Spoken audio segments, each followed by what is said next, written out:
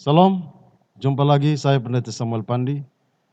Saya bicara hari ini tentang spirit kebenaran, dua pengalaman hidup yang mau saya ceritakan bagi saudara-saudara.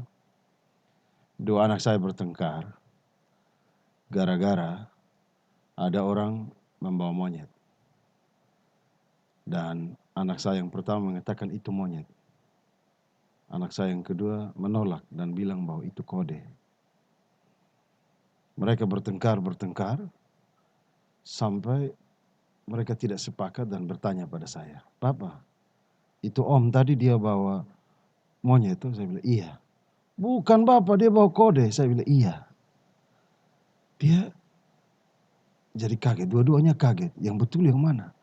Monyet atau kode? Saya bilang, monyet itu nama kerennya bahasa Indonesia. Kode itu nama kerennya bahasa Kupang. Sama. Tetapi dalam percakapan resmi, pakailah monyet. Sementara di Kupang, pakai kode itu tidak apa-apa. Itu pengalaman pertama. Pengalaman kedua, saya dan istri bersama anak-anak sepakat ke Transmart. Kami pergi. Sampai di Transmart, anak-anak saya biasa beli karcis untuk bermain di tempat permainan. Jadi saya pergi buang air kecil, tunggunya lama, terpaksa saya harus beli karcis. 2 kali saya kehilangan 400.000. Jadi pulang istri saya bilang begini, "Kau bilang sana ada uang, tapi bisa beli karcis, bisa berarti selama ini Bapak sembunyi uang." Saya heran dia tidak percaya saya. Sepanjang jalan di atas mobil dia menyanyi begini, "Kamu ketahuan pencuri uang." Saya diam-diam saja. Sampai rumah, karena dia omong terus, saya bilang begini, "Mama coba mama periksa mama punya tas." Yang dia tidak tahu adalah begitu dia mandi, saya selamatkan 400.000. Karena saya tahu pasti anak-anak punya kebutuhan. Jadi sesungguhnya tuduhannya terhadap saya salah, tapi saya juga salah memanfaatkan kepercayaan. Jadi begini saudara, perspektif kebenaran itu selalu memiliki 2 dimensi. Pertama, ada yang namanya kebenaran subjektif. Kebenaran subjektif itu lahir dari keyakinan setiap orang. Jadi, dalam perspektif saya bilang ini benar. Dalam perspektif orang lain bilang ini benar. Itu pengalaman kita.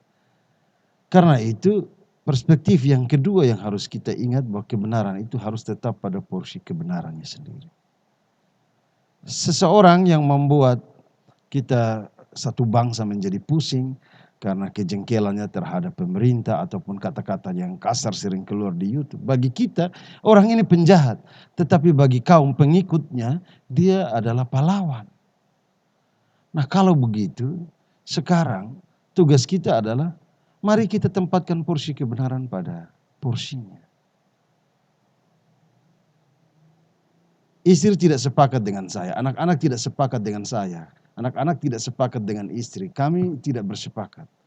Tetapi kebenaran hakikinya adalah dia tetap istri saya tetap suaminya, dan anak-anak itu anak-anak kami, dan orang tua mereka adalah kami. Itu kebenaran. Artinya apa?